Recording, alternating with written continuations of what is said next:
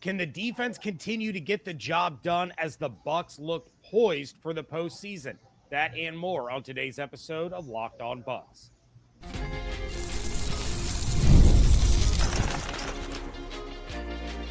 You are Locked On Buccaneers, your daily Tampa Bay Buccaneers podcast. Part of the Locked On Podcast Network, your team every day. What's up, and welcome into this WTSP edition of Locked On Bucs, your daily podcast covering the Tampa Bay Buccaneers, part of the Locked On Podcast Network, your team every day. I want to thank you for making Locked On Bucs your first listen review every day.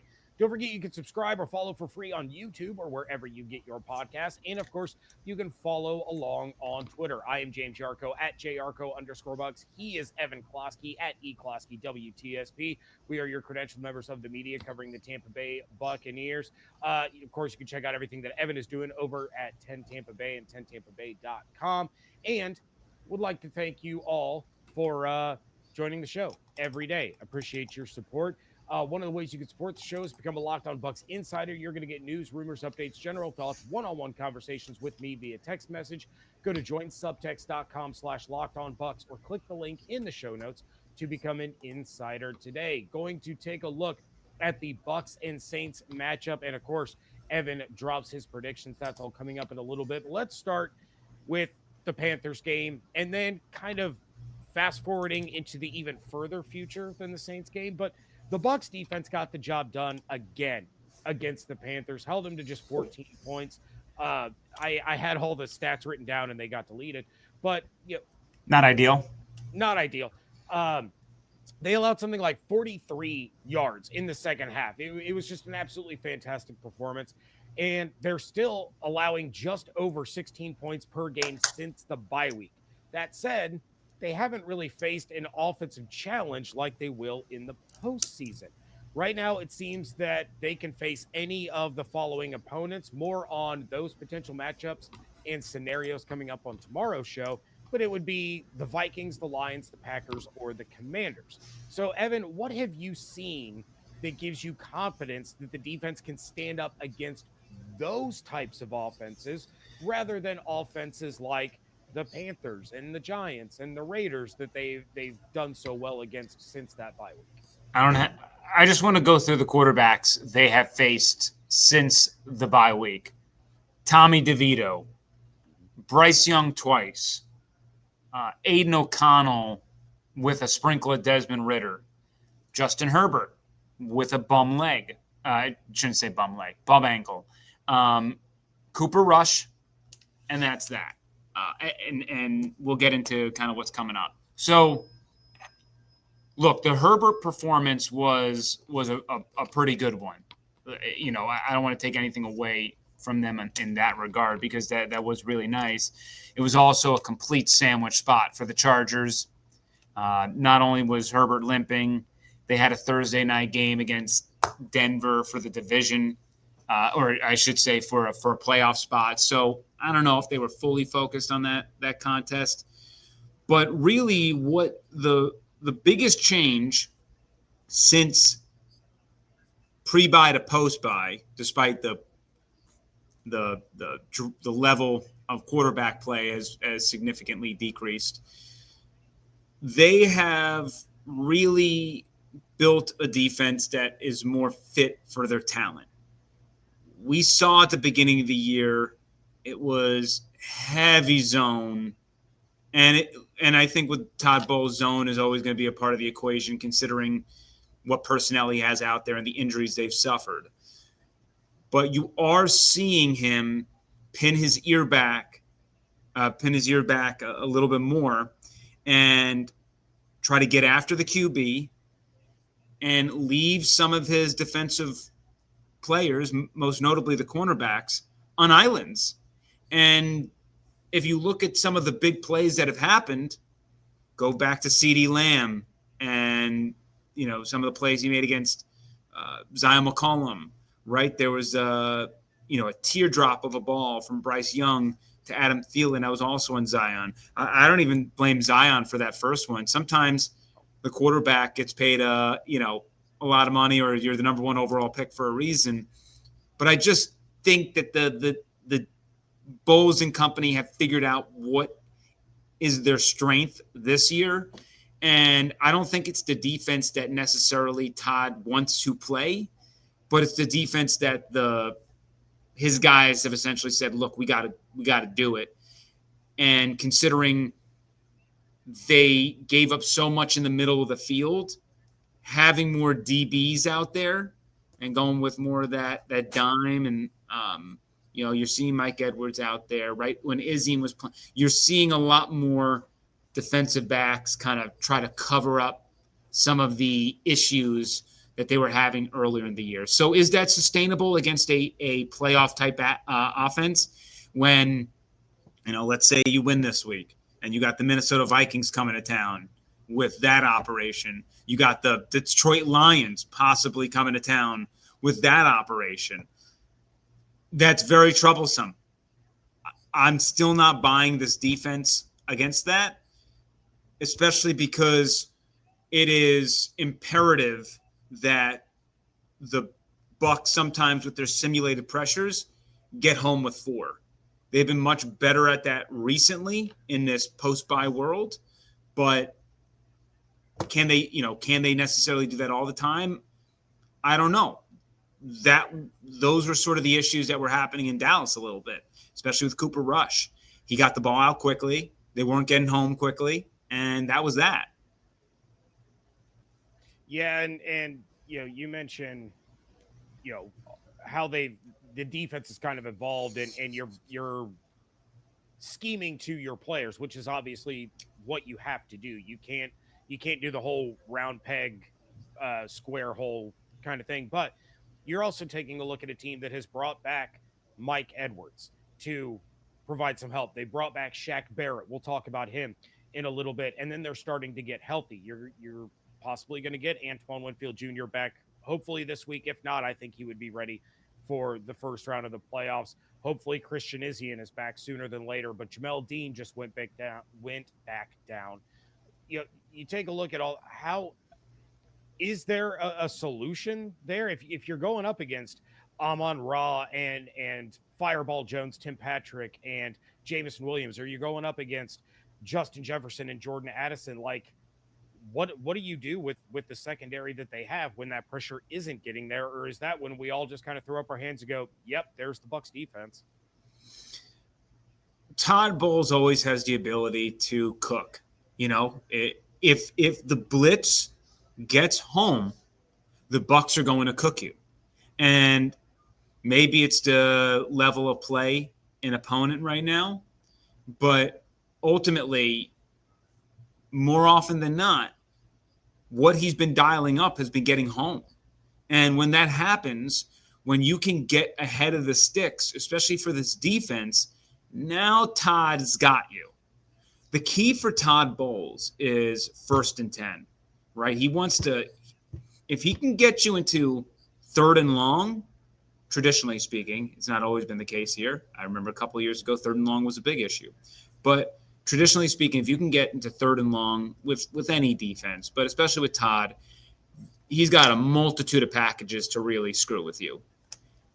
If you get into 2nd and fortuitous, typically Todd's at a little bit of an in-between. But if Todd can kind of get, stop the run or get you on a negative play, he had 5 sacks against Carolina, those are drive killers. You get the sacks, it's really tough to recover. So if you can do that enough, you're going to get some punts. And it's not about bleeding the yards, it's about getting the negative plays. We just saw with the Detroit Lions. That defense is going to get cooked, but they understand they're going to give up touchdowns and drives. It's, are you going to make a splash play that can save us? Kirby Joseph made 2 interceptions that won them the game. You got to make the splash plays, and that's going to be the key. You don't have to win every drive, but can you make a big turnover? And when we get to the playoffs, I think the biggest concern that I have for this defense, they don't really force enough turnovers, especially they don't force enough interceptions. They don't really – Todd's defense isn't built to get these sneak attack, easy interceptions, though J.J. Russell certainly dropped one right in his hands, but his defense is way more predicated on make sure you have sound tackling, rally to the football, and force fumbles, right? That fumbles is really his key. So, you go back to when the Bucs won the Super Bowl and they had to overcome being huge underdogs in a game against the Saints. Turnovers is what won them that game. And that's what's going to have to happen. That's what's going to have to happen when we get to the postseason. But the offense certainly can cover up some of the deficiencies. Just they need a little bit of help. And right now, the defense has been doing enough. But fans are going to rip their hair out. There are going to be drives where they get roasted. And that's just the way that it is. It's just, as long as you hold an opponent to 17 or less, the Buccaneers are likely going to win the game. And with this offense, if you can hold an opponent to 21 or less, most likely they're going to win a game. Unless you're playing like a team like the Chiefs where we have to adjust for their tremendous defense. But even with, whatever they had out there for that Monday Night Football game, the Bucs scored 24, right? So that's sort of the ebbs and flow of it. All right, well, the Buccaneers can clinch the NFC South with a win over the Saints. So how do they get the job done?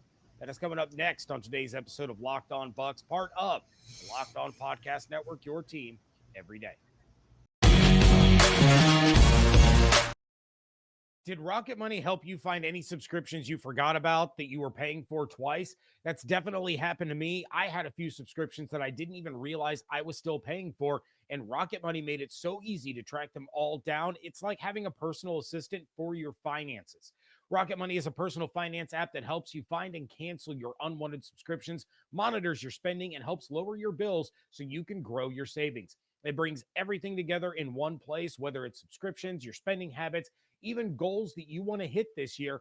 Rocket Money has over 5 million users and has saved a total of $500 million in canceled subscriptions, saving members up to $740 a year when using all of the app's premium features. For me, the best feature is the subscription tracker. I've used it to cancel services that I wasn't using anymore, and I've already saved a ton. Plus, with their goals feature, I've been able to automatically set aside money for my future, as well as a family vacation coming up, so no more stressing about budgeting every month. Cancel your unwanted subscriptions and reach your financial goals faster with Rocket Money. Go to rocketmoney.com/locked-on today.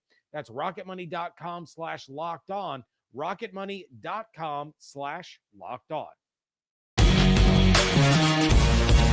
Thank you again for making Locked On Bucs your first listener view every day. The new Locked On NFL is here, and it's 2 shows every day. You got the Madman Tyler Rowland.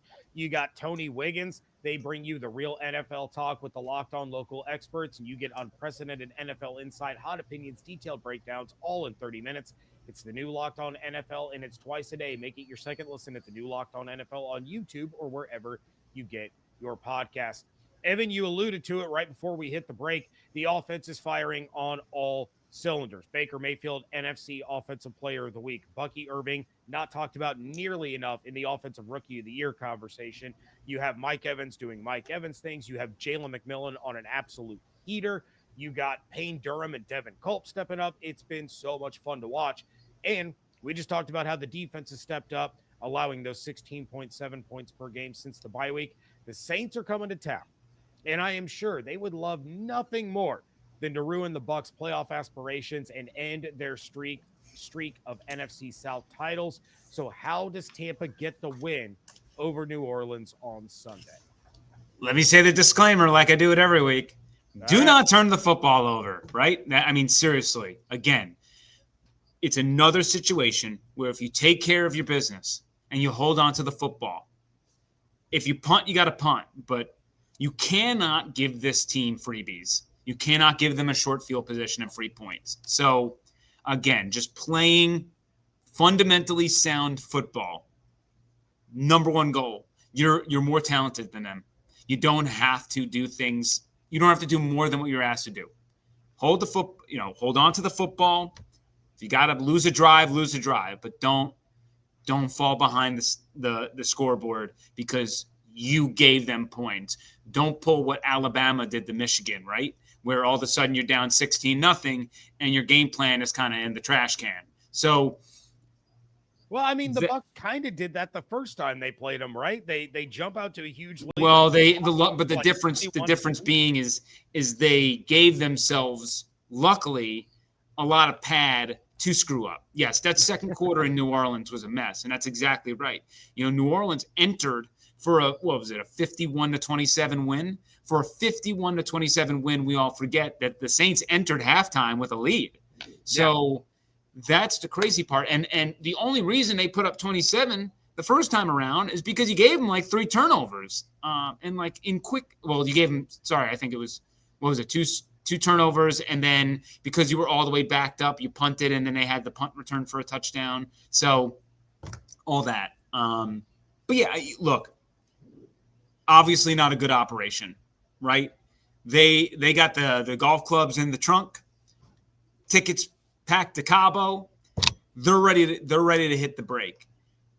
I am really unsure how to analyze this team quite yet, because we don't know if Derek Carr is going to play. We don't know if Alvin Kamara is going to play. We don't know if Chris Olave is going to play. And if Spencer Rattler, who made the first start against the Bucs, is out there, I would imagine the Bucs defensively, as long as you don't have any turnovers, not going to give up much. You're going to get you probably are going to get a turnover somewhere along the lines. Again, Rattler playing a Todd Bowles type defense, not easy. He's probably going to get confused, eat some sacks. The offensive line's in shambles for the Saints. I think throwing pressure at Spencer Rattler all game long is going to be a nightmare for him. So if he's in there, have Spencer Rattler beat me. I'm going to gas him up with pressure, just like I did Bryce Young. And Bryce Young is twice the quarterback that Spencer Rattler is. So that's the Spencer Rattler plan, right? Just fire blitzes. You're going to get maybe he'll win a couple of times. Maybe he'll run for a couple of times out of them. But for the most part, you're going to get some sacks. You're going to maybe get a turnover or two, and you're going to really move the Saints backwards to where I don't think they're going to generate enough points. If it's Derek Carr, you got to worry a little bit, because the one thing in this defense now that they've been susceptible to, which they weren't in the beginning of the year, though they're giving up a ton of yards, is they'll give up the deep play. And Marquez Valdes-Scantling, the Tampa Bay product, he can burn them deep. So that will be a concern, as MVS has kind of had he's been injured a little bit recently, but he's been having an impact in this offense. So if Derek Carr's out there, it's a totally different offensive operation, along with Kamara, who Todd Bowles has historically done very well against, but it's a totally different game plan if you got to worry about him. Luckily for the Buccaneers, Taysom Hill, the Buccaneers killer, is not going to play in this game. He's injured. So that's really something that helps Todd Bowles, though, guys like Foster Moreau and Juwan Johnson had a really good game the first time around, those tight ends. So, and if you have to worry about Olave, all of a sudden, that's a thought process too. Personally, I think it'd be pretty dumb for the Saints to go risk Derek Carr to lock into the injury guarantee and suffer a significant injury.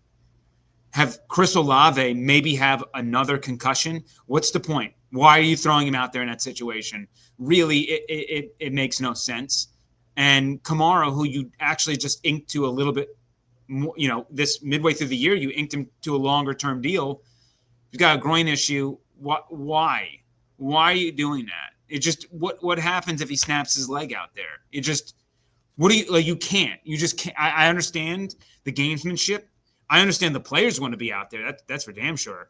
But as an organization who's going to have a new coaching staff come in, why do it? It doesn't make any sense to ever put yourself in that position. And I can see a world where maybe they play a little bit of the game to kind of say, hey, we're going to throw you out there. But I would think that's pretty concerning with the number one issue being Derek Carr. You cannot be locked into that injury guarantee, because you got to give your new head coach flexibility of what they want. Unless unless ownership says Carr's our quarterback and you're interviewing with that in mind and you say, screw it, go play. But that's my asterisk in all this. But really, it just your talent should just run right through them. Just fire up that offensive line for the Saints. It's really bad, and I think they can get pressure. And then offensively speaking, run the football to set up the pass and try to get Mike 1,000 yards. Sadly, hopefully if you get out, you tell the team, if you get out to a big enough lead, we can start force feeding Mike. But if you don't, we can't. We can't force it to Mike unless we have a huge lead. Unless we're up a couple of scores late in the game. Playoffs are on the line here. I love Mike. I want him to get 1K. We cannot build a game plan around Mike Evans getting 1K. That's how you start making a dumb interception, falling behind. Like, you just can't. If it happens, awesome. If it doesn't, oh well. We're going to the playoffs, right? Like, that's the goal. And hopefully it happens naturally. But the Saints defense, yards per carry against, second worst in the league, right behind Carolina. And it's been better as of late. But I found it very interesting that the Rams, they ran for 5.4 yards per carry against the Saints a handful of weeks ago. And that's a similar type of offense. So that will be something that I look at where Liam can see what they did. I think Kyron Williams ran for like close to 7 yards per carry against them. So I see Bucky going off and,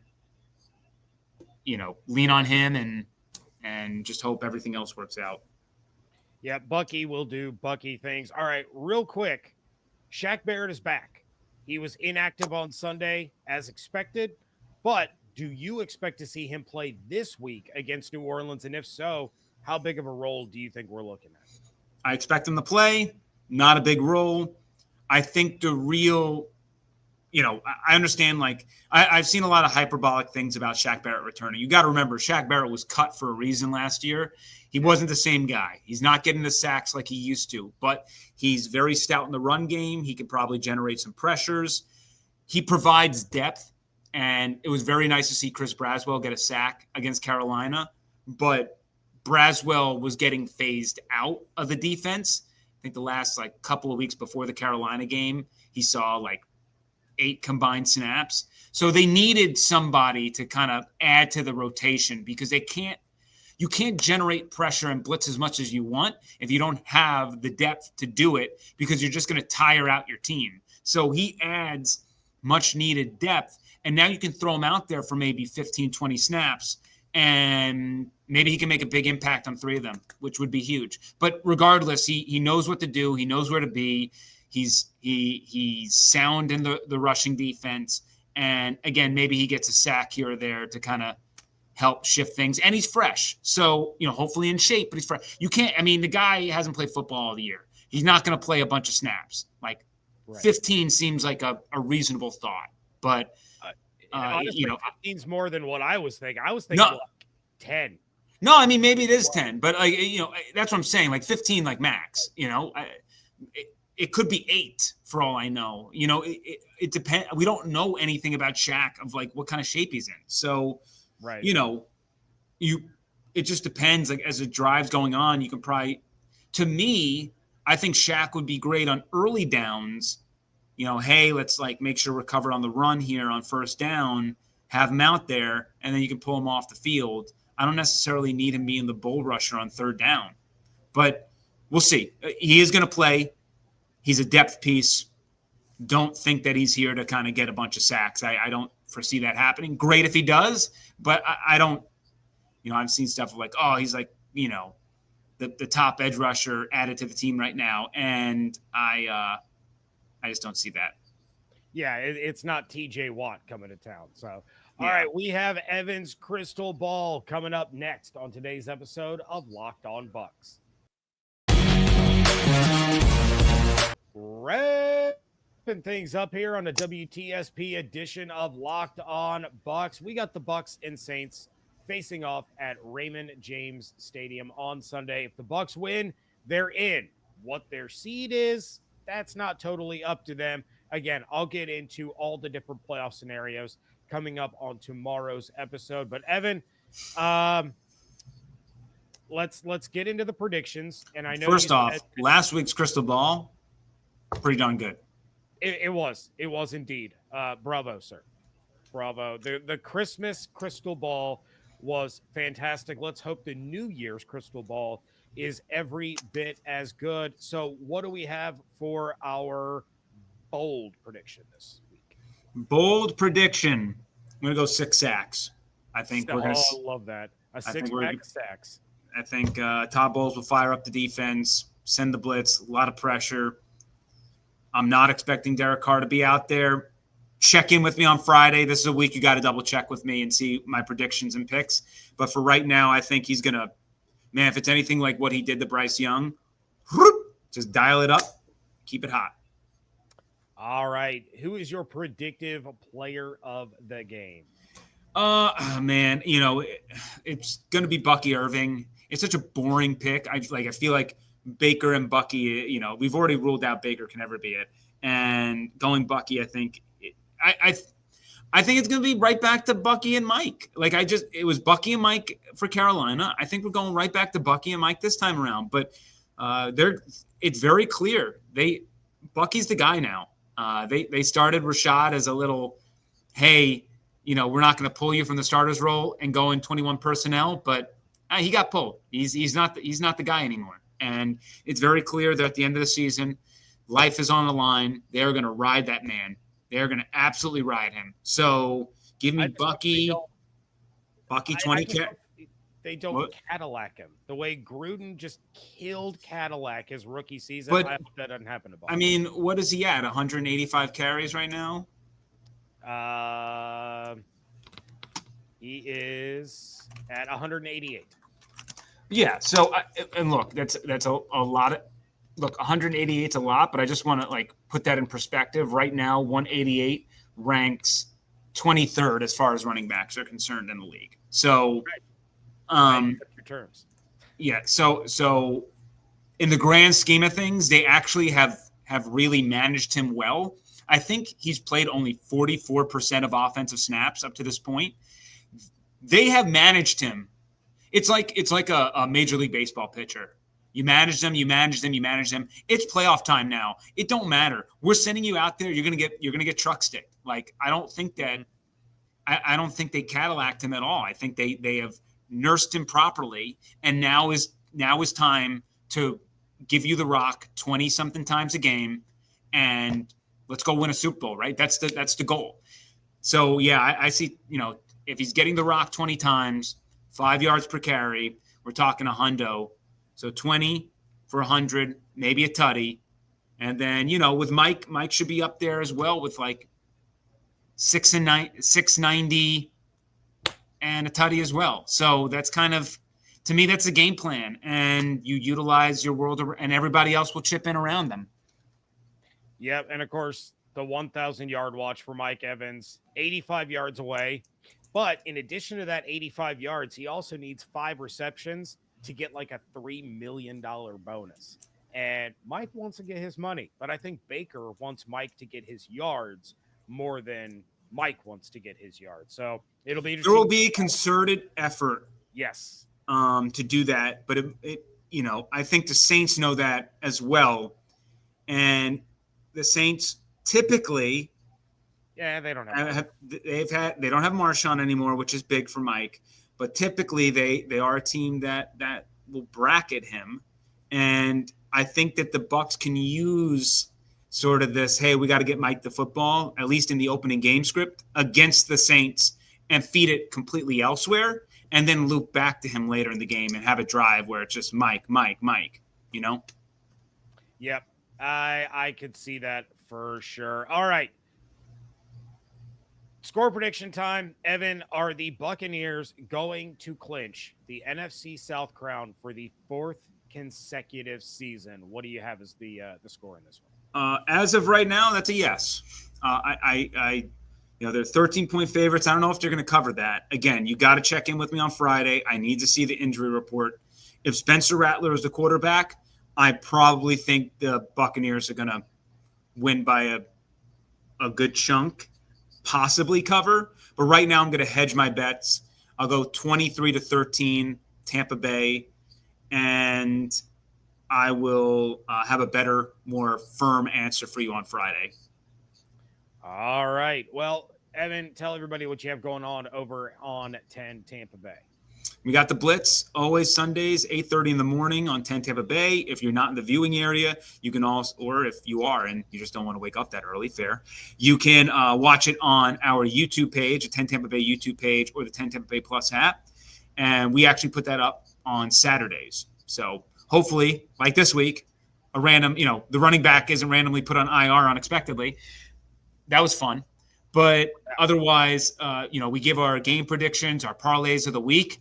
Your boy finally got one after going 2 or 3 like the past 6 weeks. But yeah, we got that cooking. The Lightning are hot right now, but Bucs hopefully going to the playoffs, and we are going all in on the Buccaneers at this point. Hopefully they're making it to the playoffs, and then from here on out, it's going to be full on Buccaneers until the wheels fall off. All right. Well, make sure you're checking out everything that Evan is doing on 10 Tampa Bay and at 10tampabay.com. Follow on Twitter at Locked On Bucs, at @JYarcho_Bucs, at eCloskey WTSP. Make sure you are subscribed on YouTube with those notifications turned on. We're closing in on 8,000 subscribers, y'all. Subscribe on YouTube. Let's get to that 8,000 mark before the playoffs, and then let's shoot for 10,000 by the draft. Let's keep it going. But make sure you're following on YouTube as well as wherever you get your podcast, and become a Locked On Bucs insider. Go to joinsubtext.com/LockedOnBucs or click the link in the show notes to text with yours truly. Hope you all have an absolutely outstanding day. Stay safe, stay healthy, fire the cannons. Want to thank you so much for joining us right here on Locked On Bucs, part of the Locked On Podcast Network, your team every day.